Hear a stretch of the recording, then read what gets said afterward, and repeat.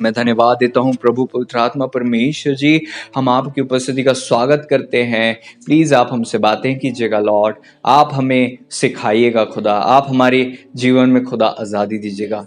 धन्यवाद देते हैं उत्तम वाणी के लिए, हम आपका स्वागत करते हैं। हर एक का जीवन आशीषित तो बहुत तायत से वचन कहता है, जब हम कमज़ोर होते हैं तभी आप हमारे जीवन में सामर्थ देते हैं। हमारे कमज़ोरियों के पल में आपकी सामर्थ सिद्ध होती है। प्रभु जी हम धन्यवाद देते हैं, जब हम कमज़ोर होते हैं तभी हम बलवान होते हैं, क्योंकि खुदा प्रभु जी मसीह की सामर्थ हम पर छाया करती है। और प्रभु जी आपका नया बल हमें मिलता है, और प्रभु जी आज़ादी हमें मिलती है। और हम धन्यवाद देते हैं खुदा, शत्रु हारा हुआ है और आपके द्वारा, आपके नाम में, आपकी उपस्थिति में हम सब जयवंत से भी बढ़कर हैं। इस बात के लिए हम आपके हृदय की गहराई से धन्यवादी हैं। सारी आदर और महिमा हम आपके पावन चरणों में रखते हुए प्रभु यीशु मसीह जी के महान पवित्र सामर्थ्य नाम में मिलकर हम दुआ को मांग लेते हैं, आमीन। Praise the Lord. प्रभु जी का धन्यवाद हो। आज का वचन आपको आशीषित जरूर करेंगे, प्रभु आपको आशीषित करेंगे, वचन के द्वारा आशीषित होंगे। वचन कहता है, भजन संहिता 38वें अध्याय के 5वें पद में लिखा है, मेरी मूढ़ता के कारण मेरे कोड़े खाने के मेरी मूढ़ता के कारण से मेरे कोड़े खाने के घाव बसाते हैं और सड़ गए हैं। इंग्लिश में लिखा हुआ, my wounds stink and are corrupt because of my foolishness. मेरी मूर्खता के कारण से जो घाव मुझे लगे वो सड़ने लगे और बसाने लगे। पहली बात तो घाव क्यों लगे? क्योंकि मेरे जीवन में मूर्खता थी। फिर मूर्खता घाव लगने से भी दूर नहीं हुई, इसलिए घाव लगने के बाद भी मैंने मूर्खता ही की। तो क्या हुआ? घाव सड़ने लगे। सड़ने लगे तो और ज्यादा तकलीफ हुई होगी, लेकिन मूर्खता तब भी नहीं गई। सोच रहे हो, मूर्खता तब भी नहीं गई, इसलिए अब वो सड़ने के बाद इतनी ही सड़ान हो गई कि अब वो बसाने भी लगे।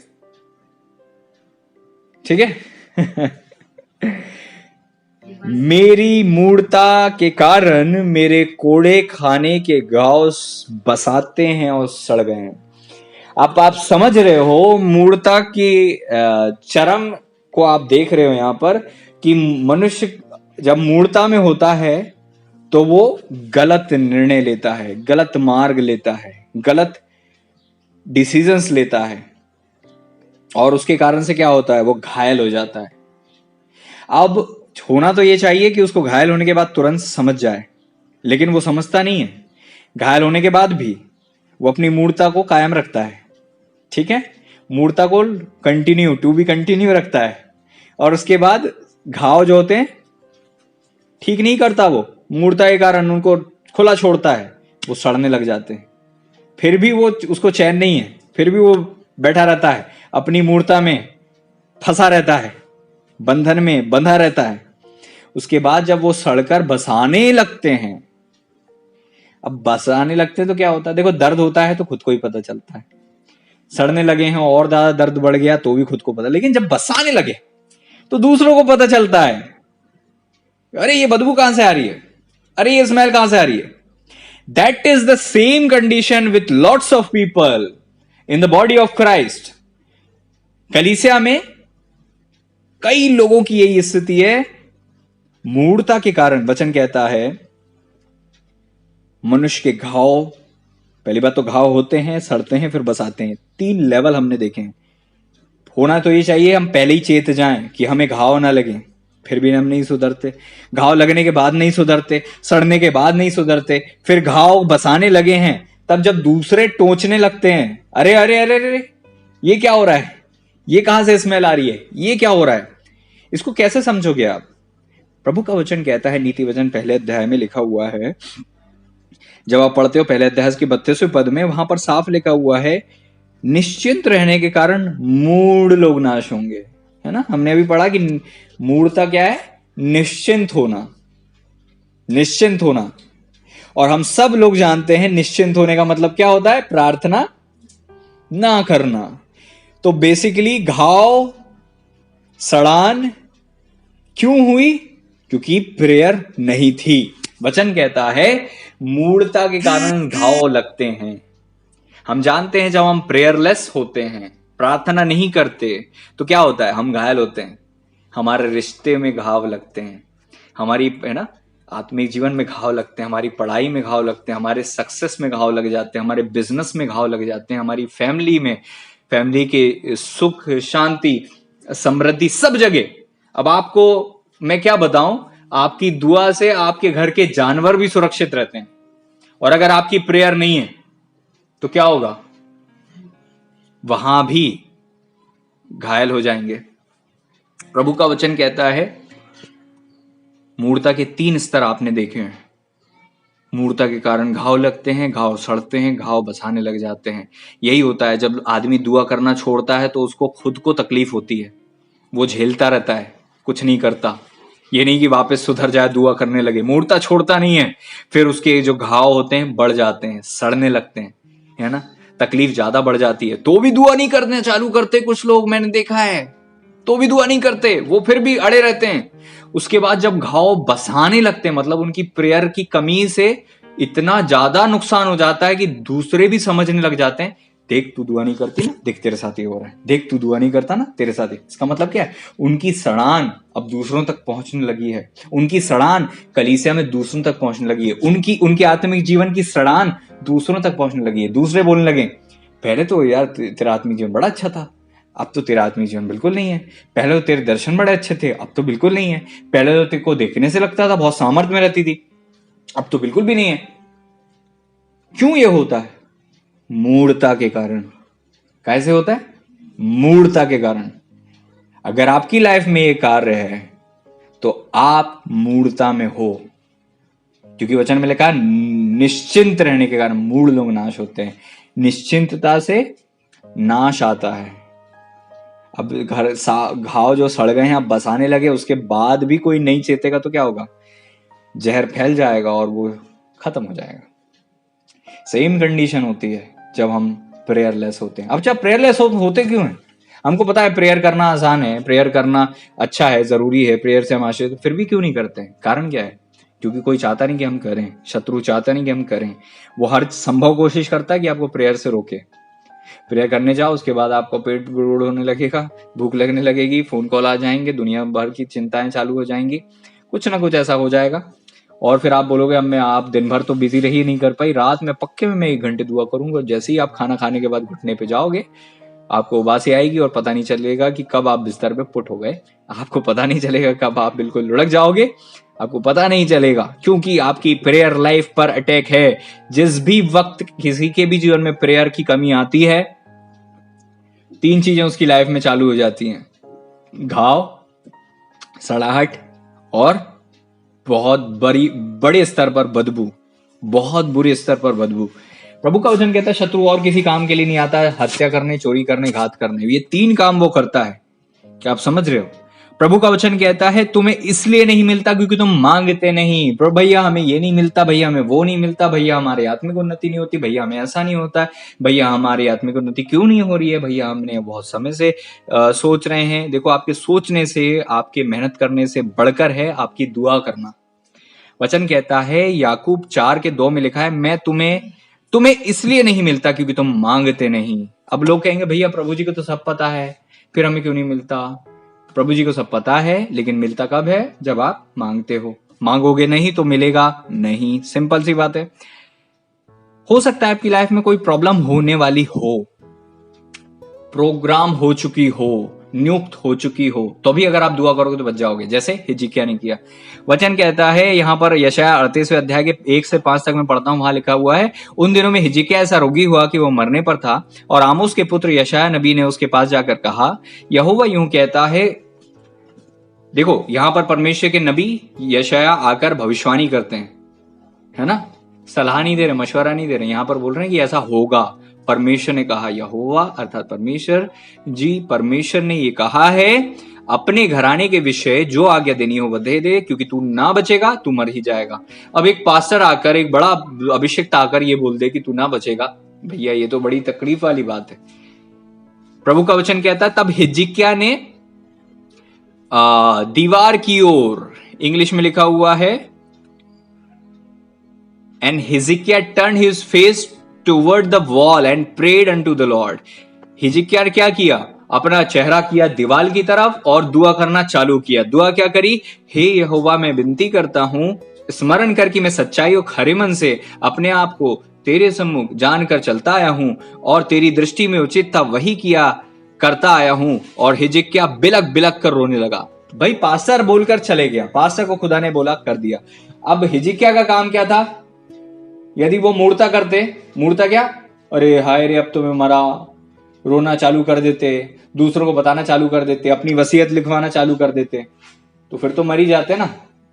लेकिन उन्होंने क्या किया, मूर्ता नहीं की, उन्होंने दीवार की तरफ चेहरा किया, खुदा से दुआ करी, हे प्रभु आपको पता है मैं आपके साथ कैसे ईमानदारी के साथ चला हूं, मेरी सुधि लीजिए। प्रभु ने क्या कहा, तब परमेश्वर का वचन यशायाह के पास पहुंचा, जाकर हिजकिय्याह से कह कि तेरे मूल पुरुष दाऊद का परमेश्वर यहोवा यूं कहता है, मैंने तेरी प्रार्थना सुनी और तेरे आंसू देखे हैं, और सुन मैं तेरी आयु 15 साल 15 वर्ष और बढ़ा देता हूं। वाह, प्रेज द लॉर्ड। मतलब प्रार्थना से वो टल गया जो होने वाला था। मैं आपको बताना चाहता हूं, आपकी लाइफ में हो सकता है शैतान ने बहुत प्लान किया हो, गलत जगह शादी हो जाए, गलत जगह कुछ हो जाए, अटैक हो जाए, बिजनेस फेल हो जाए, एक्सीडेंट हो जाए, हानि हो जाए, कुछ भी हो जाए आपके लिए, परिवार के लिए, रिश्तों के लिए, कुछ भी। लेकिन अगर आप दुआ करते हो तो वो कैंसिल हो जाएगा। अगर आप दुआ करते हो तो आपको घाव नहीं लगेंगे। अगर आप दुआ करते हो आपके घाव ना सड़ेंगे, ना ही बसाएंगे। बसाते हैं तो क्या होता है, बदनामी होती है। एक बंदा दुआ नहीं करे, प्रेयर की कमी हो जाए, है ना, तो क्या होता है, जब हम बीमार पड़ते हैं तो हमारे रिश्तेदारों को पता चलता है, हम बीमार पड़ते हैं चर्च में पता चलता है, तो क्या होता है, तारीफ होती है, बड़ाई होती है, इमेज खराब होती है ना, इमेज खराब होती है ना। देखो ये तो सबके लिए दुआ दुआ करते रहते हैं, अब देखो खुद ही बीमार पड़े। देखो ये तो बड़े हमें बड़ा प्रभु प्रभु करते हैं और अब देखो खुद ही। तो क्या होता है, हम जब मूर्ता करते हैं शैतान को बल मिलता है और वो अपना काम कर पाता है क्योंकि हम उसको करने देते हैं। अगर हम दुआ करें, कलीसिया जाग जाए, तो ऐसा नहीं होगा। हिजकिय्याह की उम्र कब बढ़ी, जब उसने दुआ करी। आपकी भी लाइफ में सक्सेस की, आशीषों की उम्र बहुत लंबी रहेगी अगर आप दुआ करोगे। नहीं तो क्या होगा, भैया वो दिन बड़े अच्छे थे, तब हमारी बड़ी दुआ होती थी, अब हमसे नहीं होती। क्यों, क्योंकि कोई ने चोरी कर ली, आपने उसको सजा कर नहीं रखा, आपने अपने आत्मिक जीवन को संभाल के नहीं रखा। अगर आप प्रेयर नहीं करोगे आत्मिक जीवन चोरी हो जाएगा, डेफिनेट। इसलिए प्रेयर करो। प्रभु का वचन क्या कहता है, भजन संहिता 38 के 19 से 22 में लिखा है, देखो सुनो, यहां पर लिखा है, परंतु मेरे शत्रु फुर्तीले और सामर्थी और मेरे विरोधी बैरी बहुत हो गए हैं। यहां पर देखो 3 कंडीशन है। पहली बात, मेरे शत्रु फुर्तीले हैं, मेरे शत्रु सामर्थी हैं और मेरे विरोधी बहुत हो गए। ये भी क्या है, ये मूर्ता का साइन है। आपके शत्रु को पावर कम मिली जब आपने प्रेयर कम कर दी। आप प्रेयर कम करते हो, नेगेटिविटी को पावर मिलता है। आप प्रेयर करते हो, शत्रु को वो कमजोर होता है। सिंपल है। आप प्रेयर करोगे आपको बल मिलेगा, आप नहीं करोगे तो शैतान को बल मिलेगा। अब आप सोचो, आप कितनी कम दुआ करते हो, इसका मतलब आप शैतान को कितना ज्यादा पावर देते हो, उसको जीतने का मौका देते हो। शत्रु बलवंत हो गए, सामर्थी हो गए। क्या होता है ना, लोग बोलते हैं भैया पता नहीं क्या हो रहा है हमारे साथ, सब बुरा ही बुरा हो रहा है। आप अपनी लाइफ को पुराना पूरा 6 महीने, पिछले 1 साल का, पिछले 2-3 साल का जीवन देखो तो सही। एकदम से कुछ नहीं हो जाता है, एकदम से बीमारी नहीं आती है। आप लंबे टाइम तक प्रेयर मिस करते हो, शत्रुओं को मौका देते हो, उनको प्लानिंग करने का अवसर देते हो, फिर वो अपनी एनर्जी को बढ़ा लेते हैं, फिर आपके विरोध में खूब सेना इकट्ठी हो जाती है। फिर आप कहते हो कि हमारे साथ सब कुछ बुरा क्यों हो रहा है, क्योंकि पिछले 6 महीने, पिछले 8 महीने, पिछले साल भर, पिछले 2 साल, पिछले 3 साल और लंबे टाइम तक आपने दुआ नहीं करी। अब वो जो हथियार आपके लिए इतने महीने तक जो है पावर बढ़ा के बना है, उसको अब आप चाहते हो पास्टर 1 दिन में दुआ कर दे और सब ठीक हो जाए, प्रभु जी के पास जाओ और सब ठीक हो जाए। नहीं नहीं नहीं नहीं नहीं, जिसे बनने में समय लगा है उसे टूटने में भी थोड़ा समय लगेगा। बेहतर क्या था, आप मूर्ता नहीं करते, आप दुआ करते। लेकिन मैंने अधिकतर देखा सब लोग आग लगे कुआं खोदो, वो वाली पद्धति है। जवान लड़कियों को देखता हूं मैं, कोई टेंशन ही नहीं अपनी शादी की भाई साहब, बिल्कुल निश्चिंत हैं, जैसे ये होना ही नहीं कभी। परियों वाली दुनिया में है ये।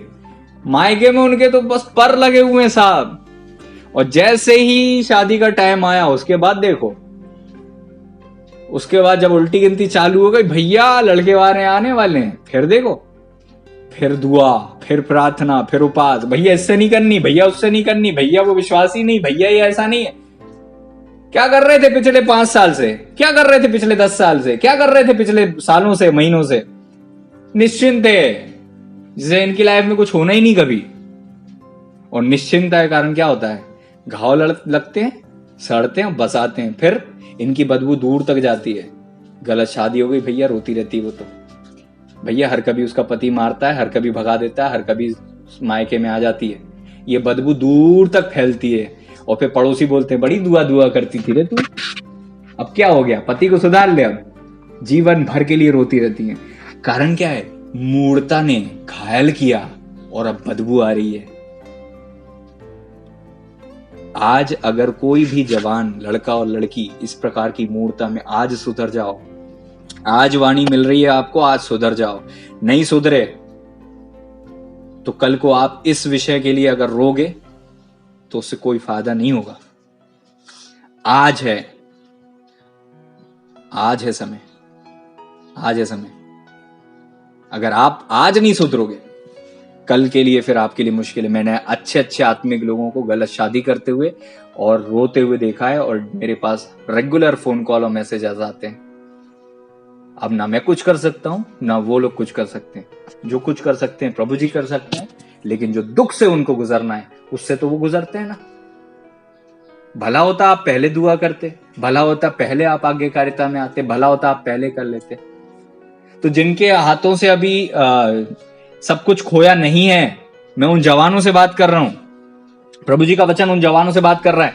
ये मत सोचो कि सब कुछ अच्छा होगा जस्ट बिकॉज कि प्रभु जी चाहते हैं कि आपकी लाइफ में सब अच्छा हो तो सब अच्छा होगा। आपसे ज्यादा बड़े आत्मिक गलत शादी करके रो रहे हैं, आपसे ज्यादा बड़े आत्मिक लोग जो आपसे ज्यादा दुआ करते थे। तो ये मत सोचो कि आपके साथ सब अच्छा होगा। मैं आपको लिख कर दे रहा हूं, अगर आपने दुआ नहीं करी तो आपके साथ अच्छा नहीं हो सकता, क्योंकि हमारे हाथों में परमेश्वर ने दिया है। दुआ करोगे तो होगा। मेरे साथ, मैं तो पास्टर हूं, मैं दुआ नहीं करता हूं, मेरी लाइफ में हानि होती। प्रभु का वचन साफ कहता है, मेरे शत्रु फुर्तीले और सामर्थी विरोधी बहुत हो गए, बहुत हो गए। क्यों हो गए? क्योंकि जब आप वो इकट्ठे हो रहे थे तब आपने उनको तोड़ा नहीं। जब वो इकट्ठे जमावड़ा लग रहा था तब आपने उनको ब्रेक नहीं किया। प्रेयर करते तो वो टूट जाते, प्रेयर करते तो वो तकलीफ हट जाती, टल जाती। पौलुस पतरस के पास प्रभु जी आकर क्या बोलते? जागो और दुआ करो। अब पतरस और याकूब यूहन्ना को लगा, यार प्रभु ये रात के टाइम में इतनी नींद आ रही है, क्यों जागे, वो क्या करें? हाँ प्रभु करते हैं। प्रभु दूर गए, फिर सो गए। 3 बार ऐसा हुआ। जो दुआ कर रहा था वो नहीं हारा, और जो सो रहा था वो हार गया। दुआ कौन कर रहा था? प्रभु जी। प्रभु जी हारे क्या? वहां पर दृढ़ रहे, मजबूत रहे। लेकिन पतरस सो रहे थे तो पतरस ने 3 बार इनकार कर दिया। प्रभु ने कहा, जागते रहो, हर समय प्रार्थना करते रहो, क्योंकि ताकि तुम परीक्षा में क्या हो। किसी भी जवान लड़की के 6 महीने बाद गलत रिश्ता आएगा और उसी से उसकी शादी हो जाएगी। घर वाले शादी करने के लिए तैयार हो जाएंगे। उस लड़की के पास अगर 6 महीने हैं और अगर वो 6 महीने निकाल देगी यूं ही, दुआ नहीं करेगी, तो लास्ट के दिन वो कितना ही हाथ पांव चलाएगी, उससे कुछ नहीं बन पड़ेगा।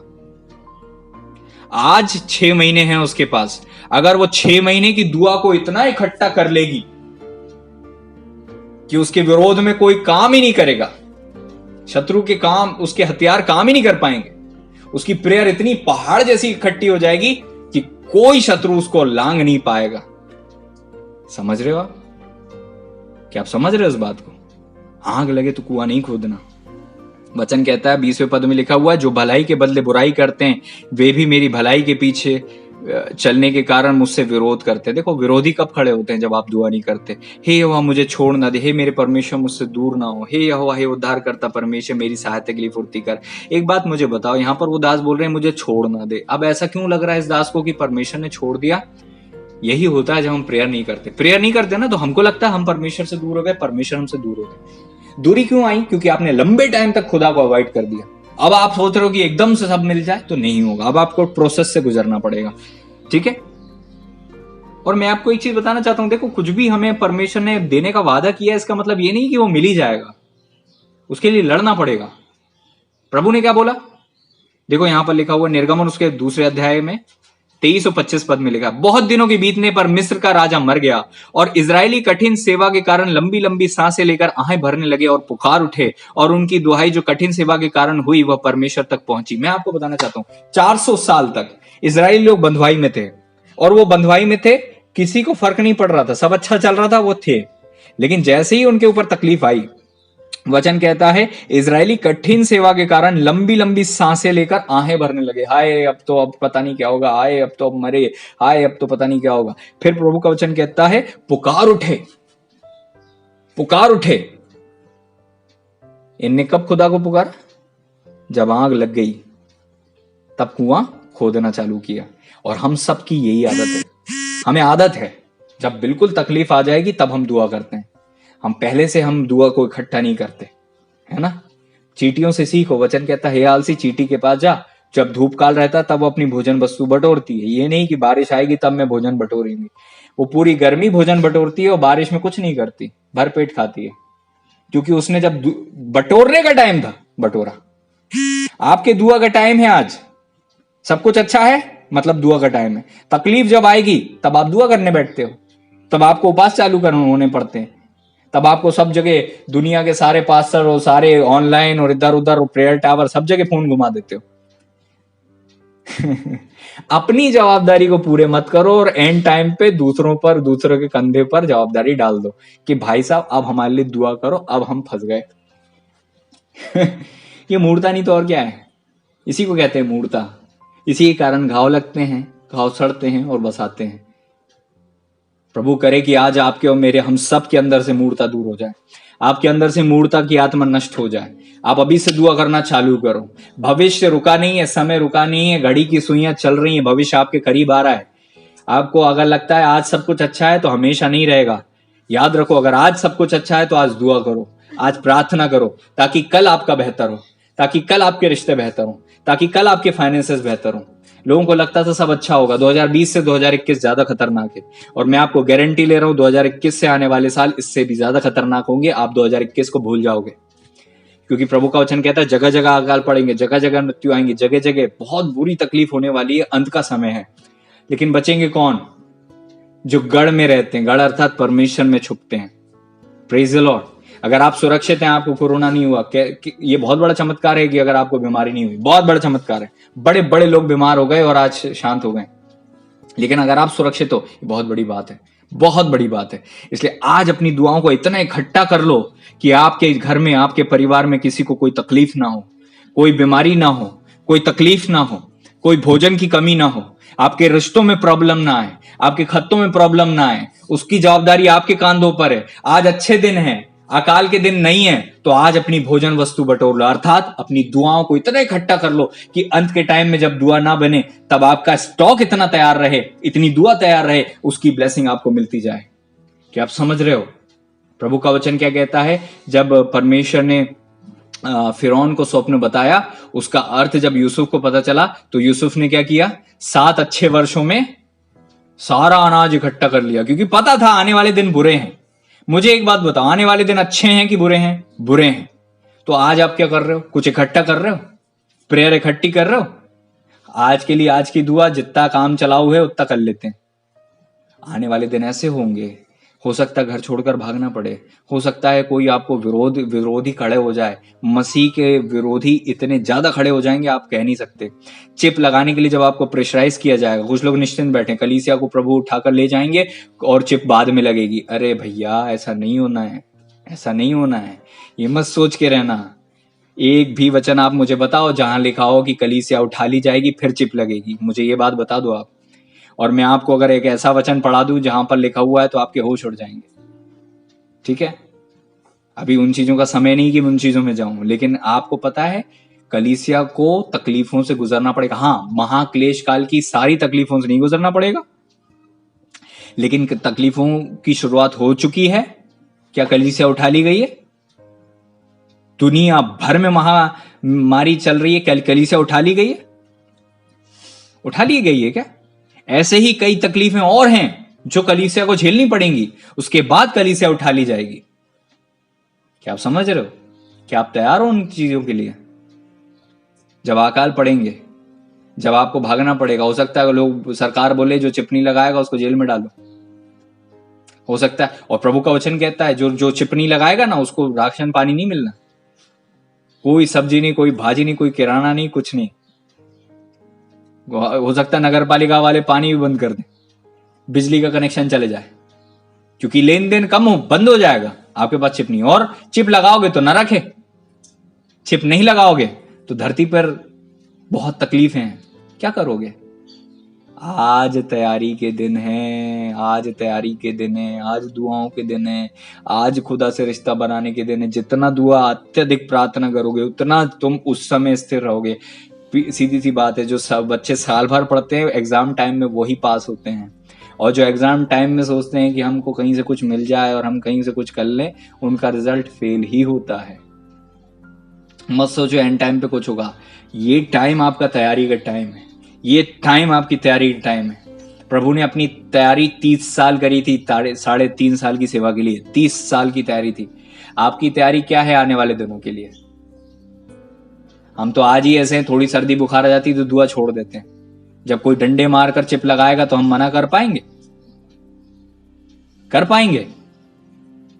सोचो, अपने आप को तैयार करो, और चिप लगवाई तो नरक पक्का है, टिकट पक्की है नरक की। ये सच्ची घटना है, ये मैं डराने के लिए नहीं बोल रहा हूं, मैं आपको सच बता रहा हूं। अब आप आज अच्छे दिन हैं, यूसुफ की तरह बुद्धिमान बन जाओ, मूर्ता मत करो, बुद्धिमान बनो, दुआओं को इकट्ठा करो, आत्मिक जीवन में अपने तेल को इकट्ठा करो, समझदार कुंवारी बनो। आप अगर तैयार हो जाओगे तो अंत के दिन में आप स्थिर रहोगे। पतरस और पौलुस, आप जानते हो अंत के टाइम में, जब उनका अंत का टाइम था, बिल्कुल डटे रहे, उनने कोई ढील नहीं दी, है ना? हम जानते हैं ना 12 की 12 चेलों को कैसे उनकी मौत हुई, कैसे उनको जो है तकलीफ सहना पड़ा, फिर भी वो दृढ़ रहे। पहले तो वो 12 की 12 भाग गए थे, एक ही चेला बचा था, बाकी तो सब भाग गए थे।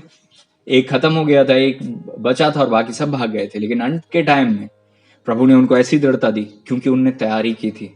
आपको भी तैयार होना है। प्रभु का वचन कहता है, बहुत दिनों के बीतने पर जब उनने पुकारा तब परमेश्वर ने उनको सुना और परमेश्वर ने उन पर दृष्टि की। फिर क्या किया? मूसा को भेजा और फिर इजरायलियों को आजाद किया।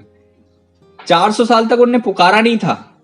अब आप क्या अपने उस टाइम का इंतजार कर रहे हो जब आग इतनी लग जाएगी कि अब आपको जीते नहीं बनेगा, आपको घुटन होने लगेगी, आपसे कुछ नहीं करते बनेगा, तब आप सोचोगे कि मैं दुआ करूं, फिर परमेश्वर किसी पास्टर को, दास को भेजेगा और फिर आपकी लाइफ में प्रॉब्लम सॉल्व होगी।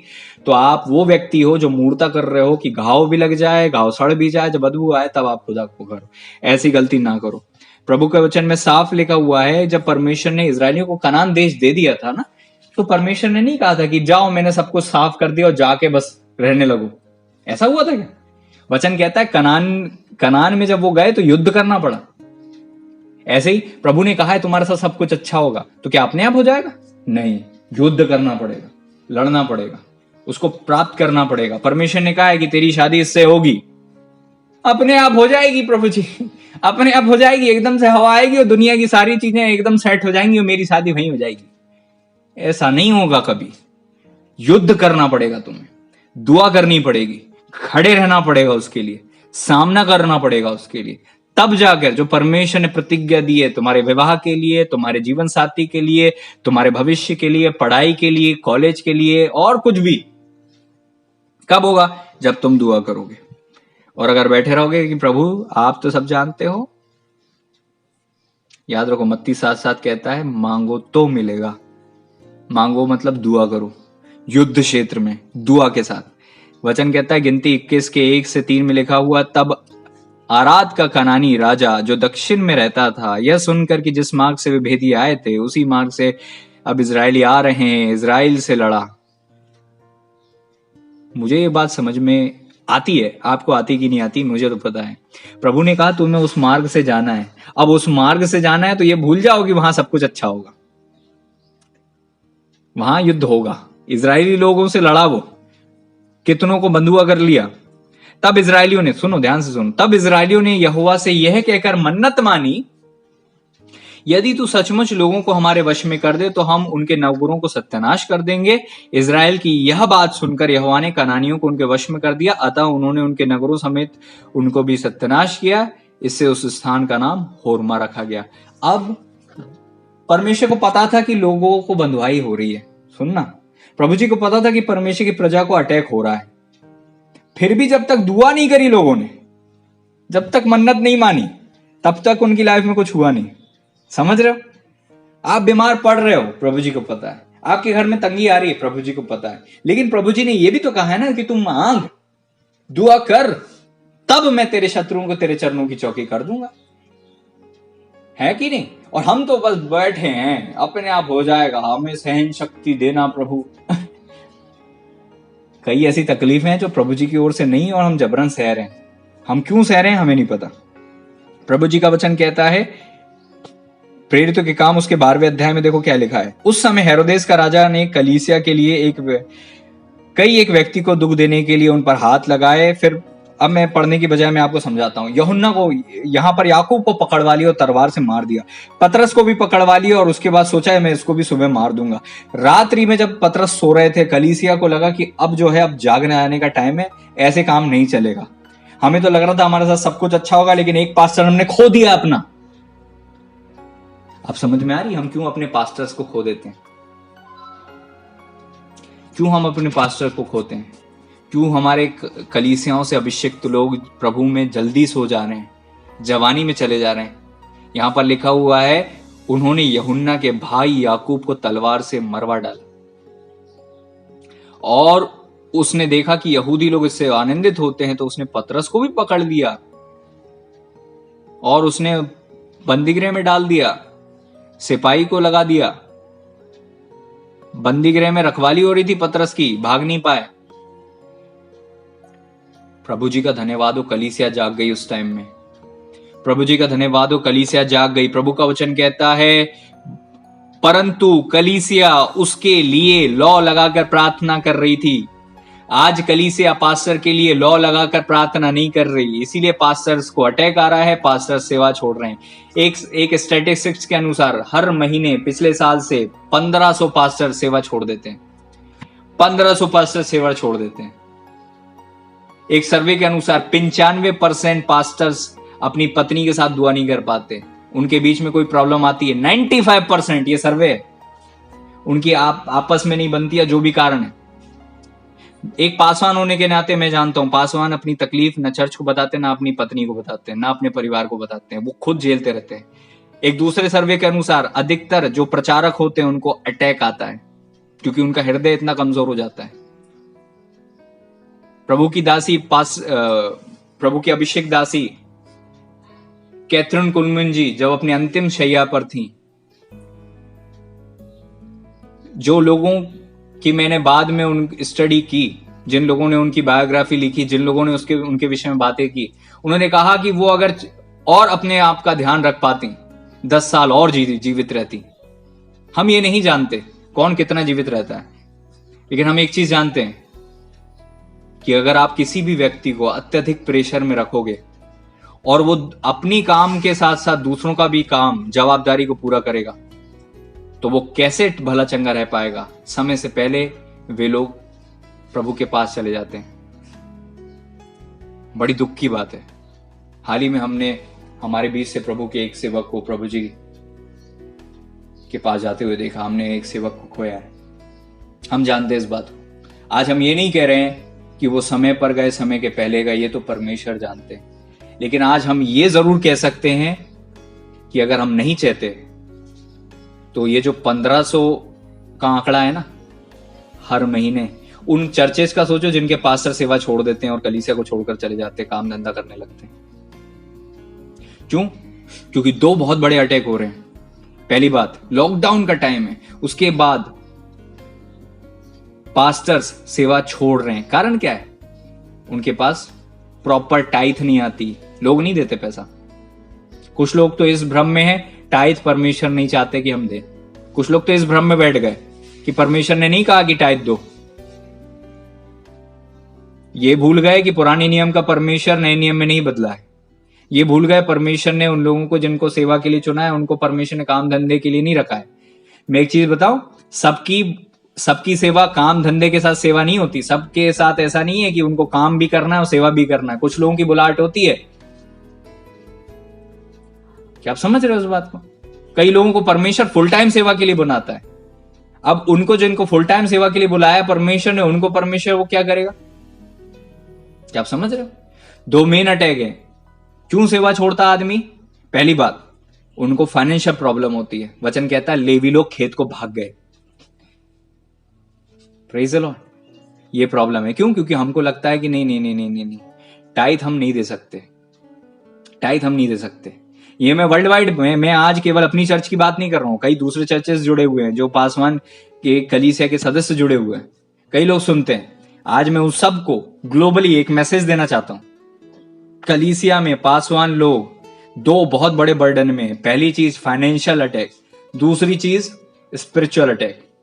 इस कारण से पास्टर्स इतने डिप्रेशन में जा रहे हैं कि सेवा छोड़ दें। एक सर्वे के अनुसार हर महीने 1500 पासवान सेवा छोड़ रहे हैं। उसके दो मुख्य कारण है। एक बात तो आत्मिक अटैक, क्योंकि इतनी तकलीफें हैं, इतनी प्रार्थनाएं करते हैं दूसरों के लिए और दूसरे उनके लिए प्रार्थना नहीं करते। दूसरा फाइनेंशियल अटैक, वो अपने घर की चिंताओं में इतना वो हो जाते हैं कि फिर वो काम धंधे पे लग जाते हैं। हमारे लिए दुआ करो, हम बिजनेस करें, हमारे लिए दुआ करो, हम नौकरी करें, हमारे लिए दुआ करो, हम इधर जाएं, हम उधर जाएं। मेरे साथ के सेवक नौकरी के लिए भटक रहे हैं। मेरे साथ के सेवक इवन कई बार परमेश्वर ने ऐसे अवसर मेरी लाइफ में भी आए, लेकिन परमेश्वर ने मुझे रोक दिया। ना चाहते हुए भी मैंने ऐसे निर्णय लेने की कोशिश की, लेकिन प्रभु ने होने नहीं दिया, क्योंकि शायद प्रभु जी चाहते नहीं थे। मैं आपको सच बता रहा हूं, जस्ट बिकॉज कि कोई पास्टर आपको अपना दुखड़ा नहीं बताता है, इसका मतलब ये नहीं है कि उसकी लाइफ में प्रॉब्लम नहीं है। आप सबकी लाइफ की प्रॉब्लम से ज्यादा प्रॉब्लम उनकी लाइफ में होती है। बहुत प्रॉब्लम होती है, बहुत प्रॉब्लम होती है, कोई बताता नहीं है। मैं खुद एक ऐसा सेवक हूं, ऐसा कोई इंसान नहीं जिसको मैं अपनी सारी प्रॉब्लम बताता हूं। ना मेरा घर, ना परिवार, ना ही कोई खास करीबी लोग जिनको लगता है वे मेरे क्लोज हैं। नहीं, परमेश्वर मेरी लाइफ को सब पूरी तरह से जानते हैं और किसी से शेयर नहीं करता। तो मैं आप लोगों को क्या कहना चाह रहा हूं, क्या आपको नहीं लगता कि जो कलीसिया का पासवान, दुनिया के सारे लोग, मैंने तो अभी प्रभु जी ने अब संभाला है तो सेवा छोड़ी नहीं है, मैंने अभी सेवा नहीं छोड़ी है, लेकिन मैं उन लोगों के लिए बात करना चाह रहा हूं जिन्होंने सच में सेवा छोड़ दी है, काम धंधा करने लगे हैं, वो सेवा में नहीं है। क्यों नहीं है? क्योंकि अगर सेवा में उनको इतना पैसा मिल रहा होता तो वो सेवा नहीं छोड़ते। अब लोग कहेंगे भैया हम हमारे पैसे पे क्यों नजर है? आपकी जवाबदारी आपकी टाइथ है। अच्छा एक चीज बताओ, एमपीबी का बिजली का बिल जो आता है वो टाइम पे आता है, किराया जो देना है वो टाइम पे देना है, लेकिन लोगों की टाइथ पेंडिंग है 3 महीने 4 महीने। कुछ लोगों की तो पता नहीं कितने महीने से टाइथ ही नहीं दी। कुछ लोगों का जब से लॉकडाउन हुआ है टाइथ बंद हो गई है।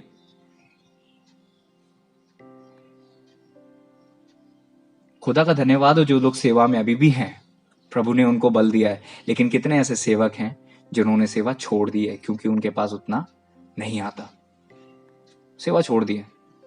दूसरी बात, पासवान सबके लिए दुआ कर रहा है, जाग रहा है, लेकिन कलीसिया सो रही है, कलीसिया दुआ नहीं कर रही है, कलीसिया बिल्कुल निश्चिंत पड़ी है। पिछली बार ही मैंने एक बार कहा था कि भाई 24 घंटे हैं, 24 लोग अगर तैयार हो जाएं तो 24 घंटे दुआ होने लग जाएगी।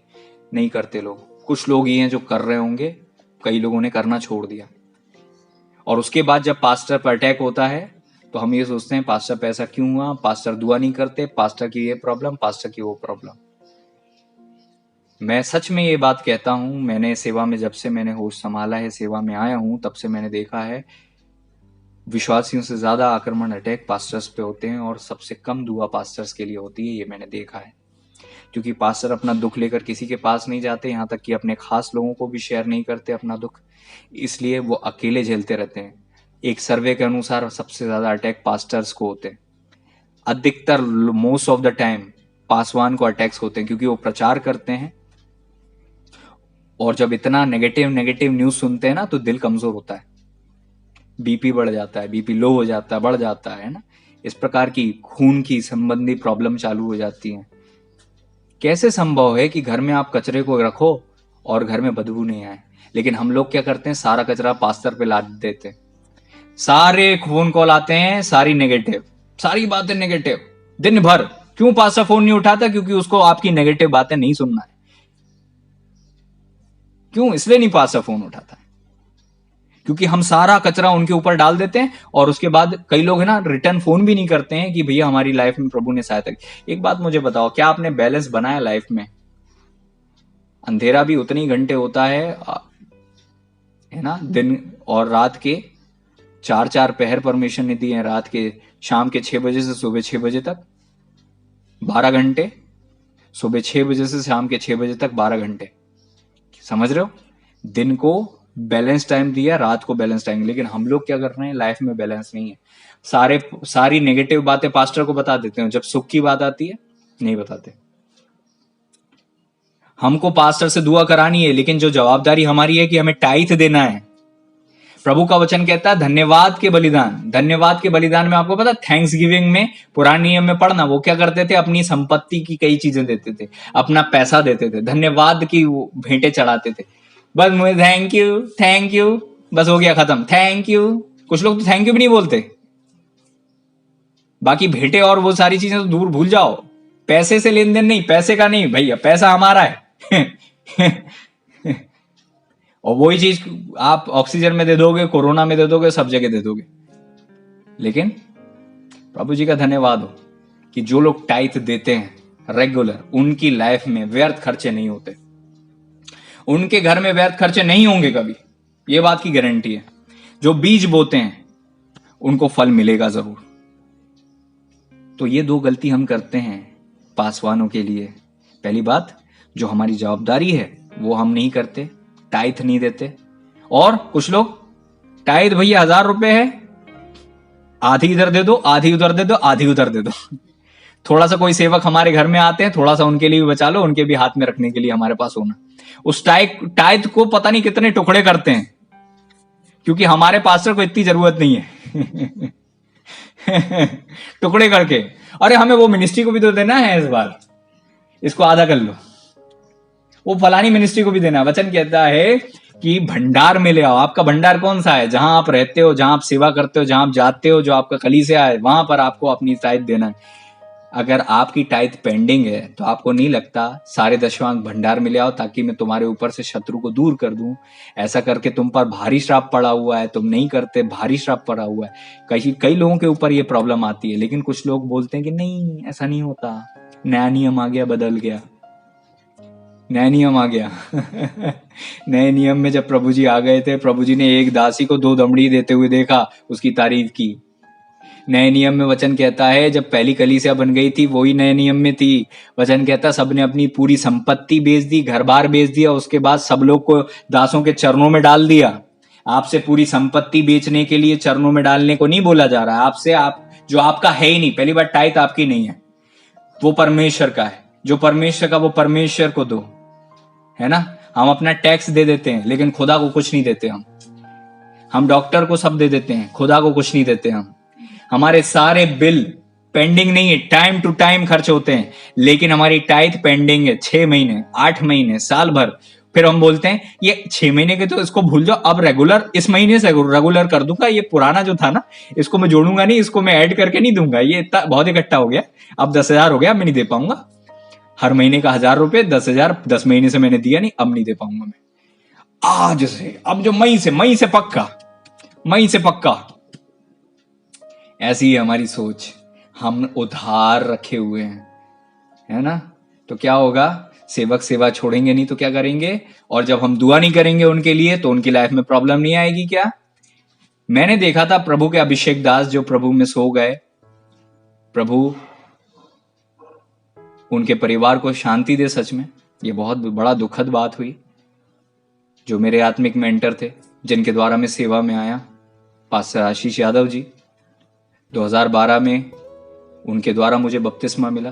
और आज मैं जो भी हूं, अगर वो दास मेरी लाइफ में नहीं होते तो मैं यहां नहीं होता। और इस चीज के लिए पब्लिकली हमेशा मैं बोलता आया हूं और बोलता रहूंगा अगर प्रभु ने जीवित रखा, क्योंकि मैं नहीं भूला हूं कि मुझे परमेश्वर ने कहां से चुना था, कहां से उठाया था, किसने उंगली पकड़कर मुझे चलना सिखाया था, मैं नहीं भूला हूं। और आज मैं उनकी दुआओं के लिए आज भी आभारी हूँ और धन्यवादी हूँ। अगर वो प्रभु की उपस्थिति में हैं, देख रहे हैं, तो मैं आज जो कुछ हूँ प्रभु जी के अनुग्रह से हूँ और उनकी प्रार्थनाओं से हूँ। मैं इस बात के लिए प्रभु जी का धन्यवाद देता हूँ। लेकिन उनके साथ रहते हुए मैंने बहुत कुछ देखा, सीखा। कभी शेयर नहीं करते थे, कभी शेयर नहीं करते थे, कभी शेयर नहीं करते थे। शायद इसी कारण से, क्योंकि बहुत पास्टर कई बार बहुत अकेले होते हैं। मैं सच कह रहा हूं, दुनिया में सबसे अकेले लोग पास्टर होते हैं, क्योंकि उनके पास भीड़ तो होती है लेकिन सुनने वाली कोई नहीं होती, सुनने वाली भीड़ नहीं होती, और कोई समझ नहीं सकता क्योंकि उनकी तकलीफें ऐसी होती हैं। खैर, आप सभी लोग उनकी प्रार्थना, उन्हें, उनके परिवार को प्रार्थना में याद रखें। और मुझे वो भी दिन याद है जब हम लोग फाइनेंशियल ट्रबल में रहते थे। मुझे वो भी दिन याद है जब हम आर्थिक तंगी में रहते थे, उनके साथ में सेवा करता था। कितनी आर्थिक तंगी से वो गुजरते थे, मुझे ये पता है। वो मुझे बताते थे और वो कहते थे कि किसी को बताना मत। कभी नहीं बताता था मैं, कभी किसी से शेयर नहीं करता था, क्योंकि एक मेरे पास्टर ने, अगर मेरे आत्मिक पिता ने या मेरे पास्टर मेंटर ने कह दिया कि ऐसा करना है तो ऐसा करना, नहीं करना नहीं करना, मैं नहीं बोलता था। लेकिन मैंने देखा उनकी लाइफ में तकलीफें बहुत थी। और मैं आपको एक चीज बताना चाहता हूं, सारे पासवानों की लाइफ में तकलीफ बहुत है। जिस वक्त कोई भी अपने जीवन में सेवा के लिए खड़ा होता है ना, उस वक्त उसकी लाइफ में बहुत बड़े अटैक चालू हो जाते हैं। और मैं आप सबको, यदि आप पास्टर के भाई हैं, बहन हैं, माता हैं, पिता हैं, या पत्नी हैं, या उनके आत्मिक बच्चे हैं, एक बात मैं आप लोगों को सबको कहना चाहता हूं। वो लोग आपसे शायद कभी नहीं कहेंगे कि उनकी रियल प्रॉब्लम क्या है, लेकिन आपका कर्तव्य बनता है आप उनके लिए अत्यधिक दुआ करो। एक टाइम निर्धारित करके उनके लिए दुआ करो। जो आपकी टाइट आती है, जो आपकी भेंट आती है या बीज होता है, वो आप रेगुलर दो। प्रभु का वचन कहता है कि जब हमने तुम्हारी, पौलुस कहते हैं, जब हमने तुम्हारे जीवन में आत्मिक वस्तुएं बोई हैं तो तुम्हारी भौतिक वस्तुओं को काटने में कोई बुराई नहीं है। पास्टर्स हमारी आत्मिक जीवन में उन्नति के कारण होते हैं, तो हमारी बढ़ती से अगर हम उनको थोड़ा सा कुछ नहीं कर सकते सपोर्ट, इसका मतलब क्या है? अभी ये मैं प्रचार क्यों नहीं करता हूं, क्योंकि लोगों को लगता भैया फिर मांगने लगे। वैसे तो ये तो लोग सोचते नहीं होंगे, क्योंकि मैं टाइथ का प्रचार ना के बराबर करता हूं, मैं बिल्कुल नहीं करता हूं। लेकिन मैं आप सबको, जो दूसरी कलीसिया के हिस्सा हैं, आप लोगों को प्रेरित करना चाहता हूं, अपनी टाइथ्स रेगुलर अपने अपने चर्च में जरूर दो। भेंट आप जहां बोझ दे प्रभु वहां पर दो। अनाथों और विधवाओं की सुधि लो, क्योंकि एक बात याद रखो, अंत के दिनों में पैसे जोड़ने वाले नहीं, पैसे बोने वाले आशीषित होंगे। मैं फिर कह रहा हूं, अंत के दिनों में पैसे को अपने खत्तों में, है ना, लॉकर में डालकर रखने वाले नहीं, बोने वाले, देने वाले आशीषित होंगे। ऐसे कितने लोग होंगे जिनके पास खूब सारा मैदा, खूब सारा आटा होगा, खूब सारा तेल होगा, लेकिन विधवा के पास एक मुट्ठी था, उसने क्या किया? बो दिया, और वो पूरे अकाल निकल गया और भरपेट खाती रही। मैं आप लोगों से कहना चाहता हूं, इस वक्त में अगर आपको लगता है मैं परमेश्वर की ओर से सेवक हूं और एक पास्टर हूं, मेरे द्वारा प्रभु जो बातें करता है वो बहुत सही होती हैं, मैं आपको एक चीज बताना चाहता हूं। 1,000 रुपए अगर आप अपने जेब में डालोगे, या 10,000 रुपए या 1,00,000 रुपए जेब में डालोगे और उसको लॉकर में रखोगे, और आप सोचोगे कि उससे आपको फायदा होगा, उससे अच्छा मार्ग मैं आपको बताता हूं, जो मैं खुद करने लगा हूं। आप बोना चालू करो। वो 100 रुपए, वो 10 रुपए, वो 1 रुपए, वो 1,000 रुपए, वो 10,000, वो 1,00,000, जो भी है, आप उसको, जरूरी नहीं एक ही जगह, अलग अलग कहीं भी। देखो, टाइथ के अलावा बात कर रहा हूं, ये नहीं कि टाइथ आती 500 तो 100 5 हिस्से कर ली और जगह जगह बो दिया, वो तो आपने चोरी कर ली। टाइथ आपको अपनी कलीसिया में देना है, आपको और पास्टर को कहीं भी देना है, तो आपको टाइथ में से नहीं निकालना है, आपको अपनी टाइथ वहां देना है जहां के आप मेंबर हो। लेकिन आपको जो बीज देना है वो बोना चालू करो। मैं रेगुलर अगर ऐसा करना चालू करोगे ना आप, मैं आपको कहना चाहता हूं, आप बहुत ब्लेस्ड होने वाले हो। मैं ये नहीं कह रहा हूं कि मुझे ही बो, मैं नहीं कह रहा हूं कि मुझे ही दो, जहां आपको जरूरत लगती है ना। लेकिन प्रॉब्लम क्या है, हम दुनिया भर में बोना चालू करते हैं और हम देखते हैं हमारे घर में, हमारे भवन में तंगी है। हम वहां बोते हैं जहां पर करोड़ों रुपए टाइथ आती है, और हम वहां नहीं बोते जहां पर लोगों को बैठने के लिए कुर्सी नहीं है, वहां नहीं बोते हम, है ना। हम वहां नहीं बोते, हम वहां बोते हैं जहां पर बहुत है। मैं नहीं कह रहा हूं कि वहां मत बो, वहां पर बहुत बो, लेकिन जो अपनी स्थानीय कलीसिया में टाइथ है, टाइथ रेगुलर रखो। बाकी बीज तो आपको जो जहां देना हो वहां आप दो। और मैं उसके लिए आपके लिए और दुआ करूंगा कि आपको प्रभु आशीष दे। जहां भी आप दोगे मैं उसके लिए ब्लेसिंग की दुआ करूंगा। ये नहीं कि मुझे दोगे तो ही ब्लेसिंग, नहीं नहीं नहीं नहीं, प्रभु जहां आप दोगे वहां आपको ब्लेसिंग मिलेगी, मेरी ये दुआ है। लेकिन अंत के दिनों में पैसा संभालने वाले नहीं, जगह जगह परमेश्वर जहां पर आपको बोझ दे वहां जब आप बोगे, बोने वाले आशीषित होंगे। अनाथों विधवाओं की सुधि लो, अनाथों विधवाओं की सुधि लो, आपके खत्ते भरे पूरे रहेंगे। वचन क्या कहता है? जब तुम अनाथों विधवाओं की सुधि लोगे, परमेश्वर को उधार दोगे। अब आप एक बात बताओ, खुदा को उधार दोगे तो आपका क्या होगा? Praise the Lord. थोड़ा सेंसिटिव बनो अपने अपने चर्च के पास्टर के लिए, है ना। आप उनसे पूछोगे भैया आप कैसे हैं? सब ठीक है, सब ठीक है, लेकिन ये बात मैं आपको खुल के बता रहा हूं, ये वो जो कह रहे हैं वो सही नहीं है। प्रभु आप लोगों को बुद्धि दें। प्रभु का वचन कहता है, अच्छा कोई अपने मुंह से आपको बता, कई लोग बोलते हैं भैया कोई भी जरूरत हो तो बता देना। मैं एक ऐसा पास्टर हूं, मुझे कितनी भी जरूरत हो जाए मैं अपने मुंह से कभी नहीं बोलता, आज तक बोला नहीं है और कभी बोलूंगा भी नहीं अगर प्रभु जी ने सामर्थ दी। कई लोग मेरे पास आके बोलते हैं भैया कोई भी जरूरत हो तो बता देना। इतने साल से आप लोग सुराज सिंह को नहीं पहचान पाए। मैं कभी नहीं बोलूंगा कि मुझे ये जरूरत है, मुझे ये चाहिए, कभी नहीं बोलूंगा। इवन लोग आते हैं मेरे पास, ये बता देना, मैं कभी नहीं बताता हूं। तो ये तो भूल जाओ कि कभी मैं मुंह से बोल दूंगा कि मुझे ये जरूरत है, फलानी चीज की जरूरत है, मैं कभी नहीं बोलूंगा, ये भूल जाओ। और जितने मेरे साथ सेवक हैं उनकी गारंटी मैं नहीं ले सकता, उनका चरित्र खुद के पास है, लेकिन मैं अपनी गारंटी ले सकता हूं कि मैं नहीं बोलूंगा। और मैंने देखा है मेरे साथ जो सेवक काम करते हैं वो भी 99% ऐसा काम नहीं करते, वो बोलते नहीं, बताते नहीं है, खुद झेलते रहते हैं। क्या आप समझ रहे हो? तो भैया बता देना नहीं, बता देने से काम नहीं चलता। दुआ करो, प्रभु जी अगुवाई देंगे, जो आपको लगेगा वो आप काम करो, जो आप बोगे उसका फल आपको मिलेगा। मैं पासवान होने के कारण मैं अपने जीवन में बोना चाहता हूं। प्रभु का वचन कहता है, देखो मैं आपको एक चीज और बताता हूं, बस मैं समाप्त कर रहा हूं। हालेलुया।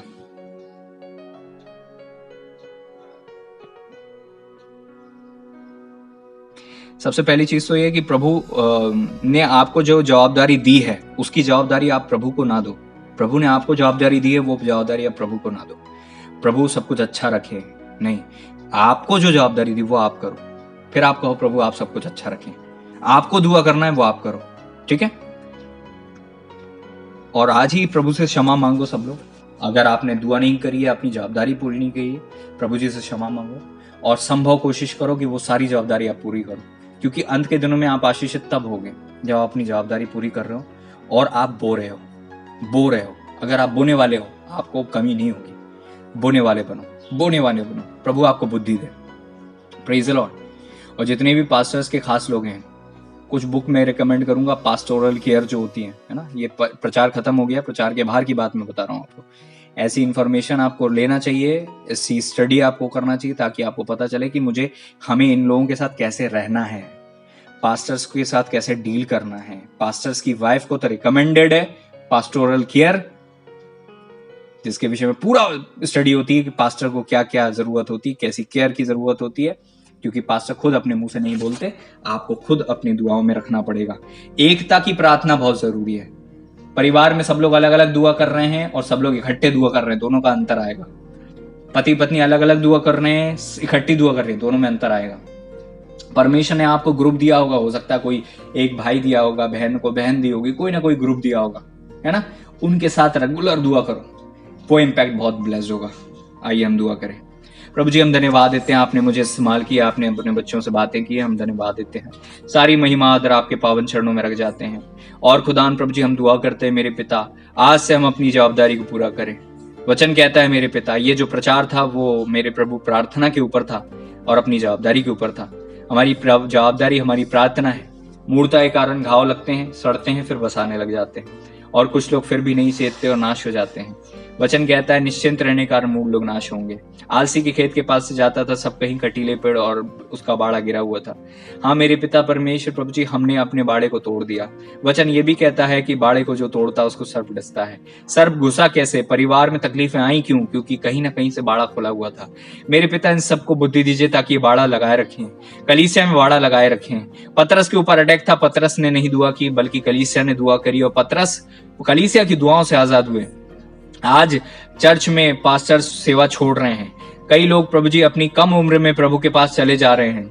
कई लोगों को अटैक हो रहा। हमने देखा कितने लोग कोरोना से पीड़ित होकर प्रभु आप सो गए। मेरे पिता वे पासवान थे कई लोग। ऐसा क्यों हो रहा है? कलीसिया क्यों सो रही है? ओ मेरे प्रभु, ये घाव जो मेरे प्रभु बदबू देने लगे हैं, आज भी अगर हम नहीं चेते तो मेरे प्रभु हम और भी लोगों को खो सकते हैं।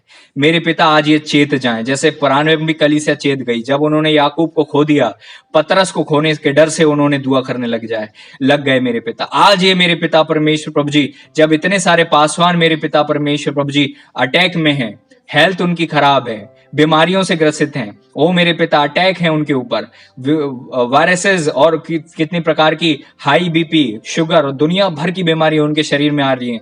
दवाई खाते हैं और किसी से कुछ नहीं कहते, और अंत के टाइम में हमें पता चलता है मेरे प्रभु जी की एकाएक कुछ घटना हो जाती है। ऐसा इसलिए होता है मेरे पिता क्योंकि कलीसिया सो रही है।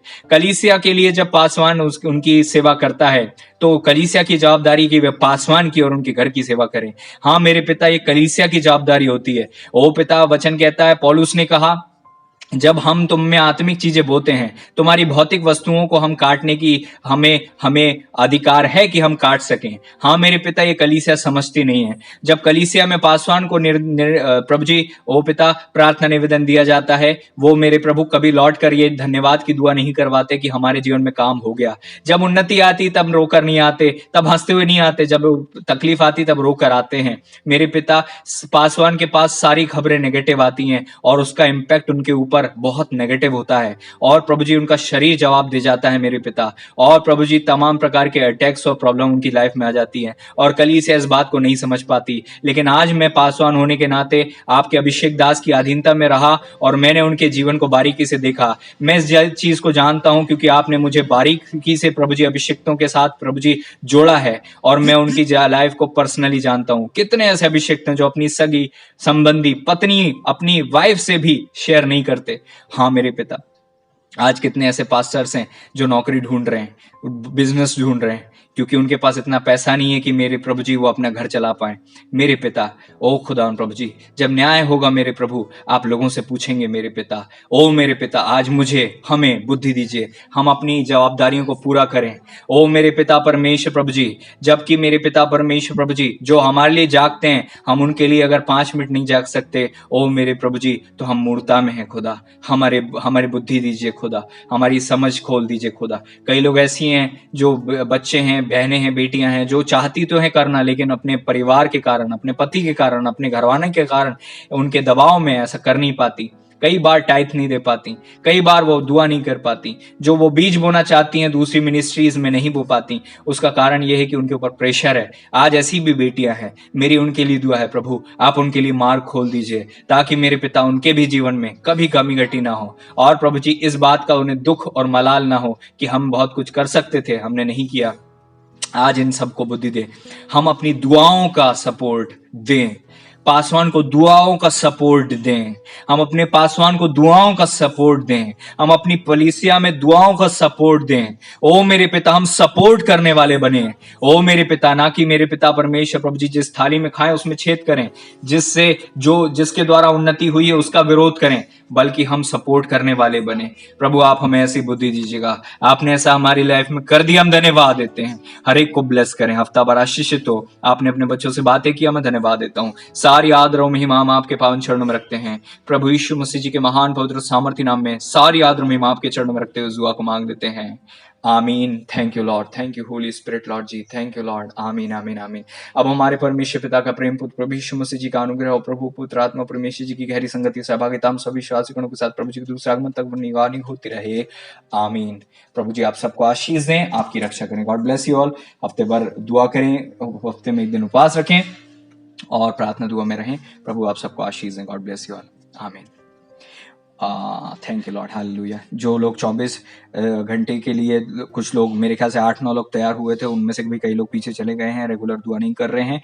वापस आप लोग दुआ के लिए सामने आएँ और दुआ करें और मेरे से कांटेक्ट करें। पास्टोरल केयर के लिए जितने लोगों को मैंने बताया है, अगर आप चाहते हैं, if you want that book, so contact me. If अगर प्रभु जी ने चाहा तो मैं आपको भेजूँगा, नहीं तो जैसी अगुवाई होगी वैसा करेंगे। God bless you all. आमीन।